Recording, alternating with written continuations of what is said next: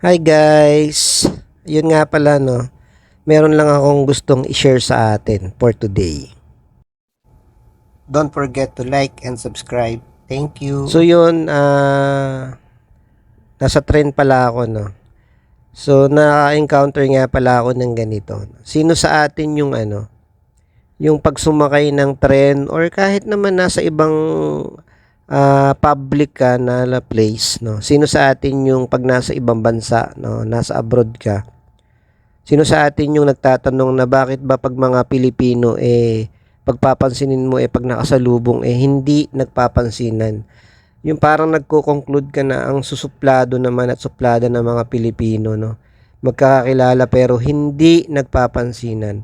So yun yung mga common question yung mga tanong natin So pero syempre para sa akin no, hindi naman suplado, hindi naman suplada no. Maaaring nakasanayan lang natin na pagka hindi magkakilala hindi nagbabatian. Kasi guys dito no, nung nasa train ako, may mga ibang lahi akong nakasabay no.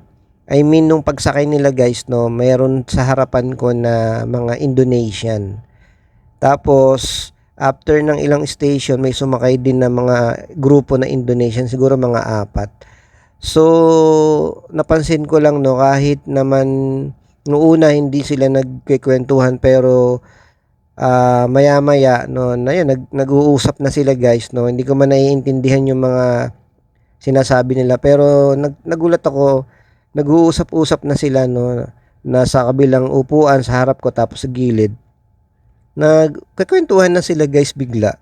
No, pero pagka mga Pilipino yan, papansinin mo no, hindi sila magkikwentuhan as in, hindi sila magbabatian. Pero ako nakasanayan ko talaga kahit di ko kilala mga boss no, talagang binabati ko kahit saan ako magpunta. Talagang binabati ko lang sila, sabi ko boss yan, pagka lalaki, pag babae, hello po, ganun lang tayo guys. Kaya yung ibang mga kasama ko nagugulat sa akin Pagka bumibili kami sa mga tindahan no, babatiin ko na lang bigla, boss, hello, kumusta mga boss? Yun, nagugulat sila. Bigla lang sabihin, boss, kilala mo ba yun? Ay, hindi ko kilala yun. Kilala ka nun kasi tinawag kang boss So, ganun lang. Hindi naman big deal yun mga boss, no, na hindi tayo nagbabatian. Pero siguro, practicein natin kahit di tayo magkakakilala, ay nagbabatian din tayo na simple greeting lang, respect, at syempre, magkakababayan tayo, mga puro Pilipino tayo. So yun lang guys. Thank you for watching and always be good and be positive at patuloy na mag-iingat tayo. Thank you guys. God bless you all.